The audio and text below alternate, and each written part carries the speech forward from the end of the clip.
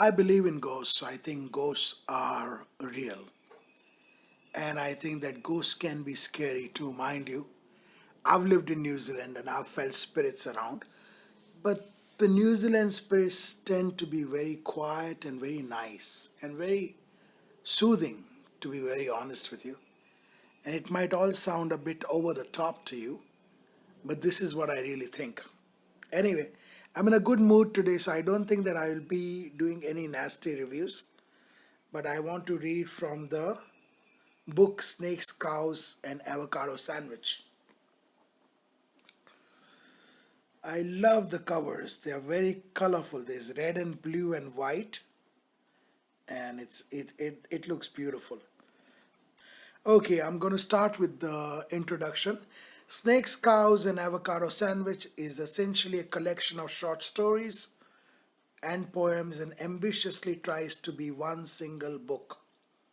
A wannabe saga of a family from 1940s to 2010. It is a eulogy to my mother, a life writing exercise with travel writing, fiction, vignettes, prose poems, and even a vague shadow of a novel thrown in, curiously embroidered with a host of pictures and short pieces. It tries to break the density as it is written for the modern day fast food 16 GB RAM generation. It is a story of an immigrant in New Zealand struggling to keep his mother alive, find joy, and above all, survive. The Stone Otla, Ahmedabad, India, 1949. Oil lamps made of red clay had started glimmering through the windows in the eastern parts of the town. Twilight was a time to light lamps, burn incense sticks, invite the ghosts inside, and keep the evil forces at bay. This was the hour when witches roamed the brown earth and spirits walked about looking for the humans, especially women and children, to possess. Women, from the time they were little girls and their mother combed and oiled their hair, were suitably warned. Tie your hair, lest the spirit of the witch darken the evil one with inverted feet and the glowing light in her hollow back, which kept her alive, enter your body through the loose hair. Very long sentence. This always worked, and the only choice the girls had was whether they preferred red or blue ribbons. But the 1940s were modern times with quality black and white Hindi films, which were preferred over local Gujarati ones shown in talkies all over the colorful state of Gujarat.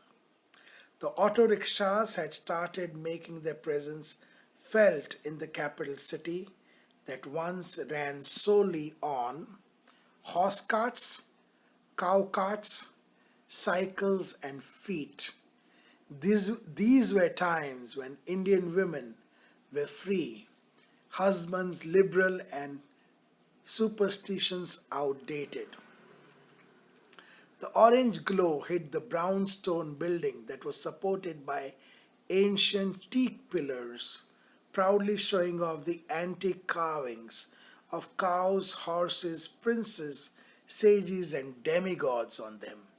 The houses in Pramukjini Pol is a place, I think, an area. Pramukjini Pol were built in 1880s with modern materials and still retained a lot of Ahmedabad's character and the architectural styles of 50 BC and beyond. They sat atop the stone Otla. I think the stone Otla, I was just talking to Kulin and he said it's a small, just outside the house, like we have a balcony. The ground floor has an open balcony, so there are no, it's not caved in by the wall, and you can just sit there. It's like a solid bench, but it's a bit longer. It's like a size of a double bed. Yeah. They sat atop the stone otla situated at the entrance of the building. This is a bit different. This is more like a place to sit when you, as soon as you enter a building. It's like, I've seen it in even New York city old buildings. When you get up by the stairs to enter the main building, on the side there is this place to sit. Yeah. They sat atop the stone otla situated at the entrance of the building as the sun was fast disappearing into the oblivion of purple and red. The otla was still warm despite a glowing breeze which was slightly getting out of hand, growing breeze. The two neighbors were unruffled by the windy evening and were busy chatting and drinking chai. The sweetness of the milky cardamom tea was perfectly balanced by the heat of the ginger. Foiba said to her sister-in-law Kala, "So, what did you make them for dinner?" "I fried some mutias with crispy dudi and secretly made some spicy garlic chutney as a treat. Motaba wouldn't be impressed with us. Jains resorting to onions and garlic? It's a sure route to hell," she would say. So basically, Jains don't eat onions and garlic and any non-veg at all, not even potatoes. Most things that grow under the soil they don't eat, but they seem to eat ginger. The Jains of India throughout, yes, here we are. The Jains of India throughout their 3,000-year history had considered hurting all lives, big or microscopic, as sin.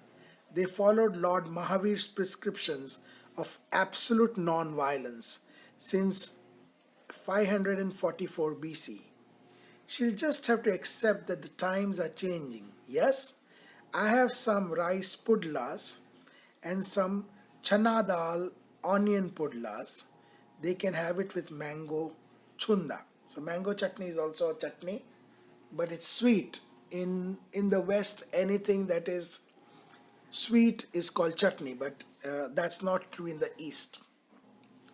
The wind unexpectedly got turbulent, and the possession happened quite suddenly. One moment they were discussing food, and then, from nowhere, in a splinter of a second, the scream started. Foiba was the first one to scream, oh God, I'm burning!" And on she screamed in a different tone, a different voice even. Kala got up and kicked over the earth matlu, means I think it's that pot where you can drink water from. Kicked over the earth matlu, spilling the salty Sabarmati water as it fell on the cobblestones of Pramukhjini pole. The Sabarmati water in Ahmedabad was always a little salty. It's just the way it was, just a bit. And yeah, the two sisters-in-law seemed to be suddenly pulled inside into a dark corridor. Wow. That led towards a dusty spiral wooden staircase with a vicious force. The mayhem gathered momentum into the night, and all the people of the pole gathered around in a scared yet excited, gossiping mood. It was a talk of the small pole, so they were scared, but they were also gossiping. Oh my God. Despite constant peeking and peering by curious heads from the safety of the lightless windows into the pole's courtyard, nothing could be seen. There were only frantic sounds of screaming and running that was confined to the house. At about 2 a.m., they heard the doors flinging open and more screams. Unintelligible. Now, onlookers could see the dark shape of somebody or something chasing someone else with a broom in the courtyard. The gossip doing rounds became wilder and wilder, and this time included talk of Kaka's Kala's husband, Jayanti Bhai. Kokila, the neighbor said. Kokila is the name of the neighbor. I think that may be thieves. That may be thieves came here to our mala last night. I heard Kala screaming and I heard Jayanti Bai chase them away. So I think this is next day. I think they were fighting husband and wife or the two sister bylaws. I bet Mota Ben won't like this, someone said. I don't think it was a domestic fight, only low lives. Low lives. I mean, if it's in a dialogue, you can write anything. Only low lives fight like that on the street and railway stations. We are a civil society. Besides, they are good people with impeccable character, Kokila corrected. Niharika said excitedly, I'm sure it was Jayanti Bai being chased by dacoits and Kala was screaming for help. On the far end window of the mala, someone had heard banging last night. There were those who were sure that this was otherworldly, sounds that would sooner or later draw blood, like goddess Kali or Mother Durga's tiger. Evil spirits have made their residence in Pramukjini Pol. All of them agreed. Next day, at the temple, both the possessed women sat with disheveled hair and wild eyes. So they must have taken them to the temple. On the cold marble floor, in front of Siddhartha, etched out of black stone, with a snake over his head and eyes made of real rubies, the young priest spoke quietly, yet the sound reverberated in the basement of the temple. You will need to take them to Palitana, to Maharaj Subhibhadra's ashram. Only he can cure this evil. One of the ladies snarled and the other asked for meat. Oh, ouch. Wow. It's like asking for pork in a mosque. The onlookers gave out a collective gasp. This was blasphemy inside a Jain temple, but the priest was well trained for such eventualities. This was demonic possession after all. The ride back on the Vespas, driven by their husbands through the narrow white cobble lanes of Ahmedabad, with the two women who would just not sit still, was made even more difficult by having to carefully avoid passing brown goats and white cows. The night before the trio left, Bau Bhai, the brother of Kala, was speaking to his old mother, who was locally renowned for removing scorpion venom simply by chanting mantras. Bau Bhai said, Motaba, what if these ghosts refuse to leave their bodies? They will leave. Believe in God. We have done no harm to any living thing, so the Lord will be on our side. The train left on time and half the pole had come to drop them off. The brown train reached Panser in 3.5 hours, and then they needed to take a bus and a cow cart for another 6 hours to complete the journey. Kala was quiet. Bau Bhai and Motaba were tired. They were rocked by the gentle motion of the bullock cart. On a cooling evening, Foiba was left behind for two reasons. They wanted to see if the exorcism worked, and they could not possibly control two out of control women at the same time. I agree. Imagine two out of control women. The people at the Dharmshala were helpful and did not fear the possessions. These were nothing new, even in these modern times. They paid 1 rupee for the room. It was a grand room and worth every paisa, with the open view of the mountains and the back door leading to a huge wide balcony. Next morning, the saint, Maharaj, looked at Kala and then spoke to the other two in private. Kala was being looked after by the other shaven headed monks. They were relieved by the advice and went back to Dharamsala after having pomegranate and pujia mix with some chai. So we don't know what the guy said, but they've heard it anyway. That night was darker than the heart of a black cobra. If you hadn't been to a rural spot, you could never comprehend what pitch black really is. You couldn't even see your hand if you put it right in front of your face. The two fell asleep at 9 p.m. after having their last glass of water and chanting the gods' mantras. Kala was chanting in tongues, oh my God, words that even the devil would not understand.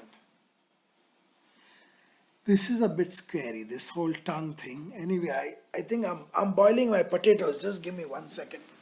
I want to turn off the stove. Then I will continue reading. Give me 1 second. Thank you.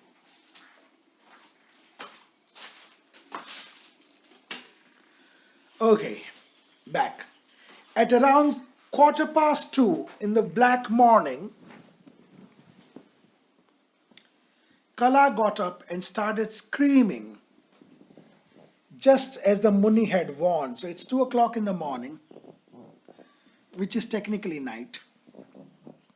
I'm going, I'm going. Oh my God.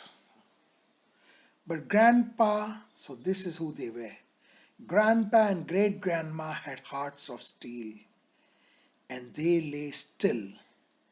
Nonchalance has always been their strength. They both called out, if you want to go, then leave. Ouch. So this is the grandfather of the guy who's writing the story, and his mother, oh my God. And this is the sister of the grandfather, grand aunt, okay. Kala started screaming again and walked on the dark terrace after opening the half-open latch, so that kept the latch open. A dog barked in the distance, pretending to be a wolf. She walked around 1.5 kilometers and then fell. Grandma and Motaba ran to her side and gave her water. She spoke in her own voice, oh my God, after days of abusive language in that dark, hoarse voice. So she's now talking in her own voice. Oh, brother, mom, where are we? When did we come to Palitana? Immediately grandpa and great grandma summoned the horse and cart and left through the jungle, leaving behind the ghost that had troubled them in the Holy Land. They reached home just before midnight and found out that Faiba, the sister-in-law, had fainted at the precise moment in Ahmedabad at about 2:15, around 500 kilometers away from Palitana. She had been released from the spirit's possession too, and was resting next door. Both women were set free at the same time on a dark night when nothing else moved. No one of the pole ever sat again on the stone otla during the twilight hour. 6 decades later, people still turn their tube lights on. 6 decades later, even after the whole generation has passed on and just the tail remains. Some things never change. The light glimmers in every apartment at dusk, so it can drive away flies and insects, and also the dark. I like this, but even if I didn't like it, I wouldn't tell you. It's far too scary. And I can imagine, what is said is very little compared to what must have happened, is the magic of this story. In a strange way, it is minimalistic, but it's also very good. Anyway, 20 minutes have passed. Thank you for listening. Have a nice day.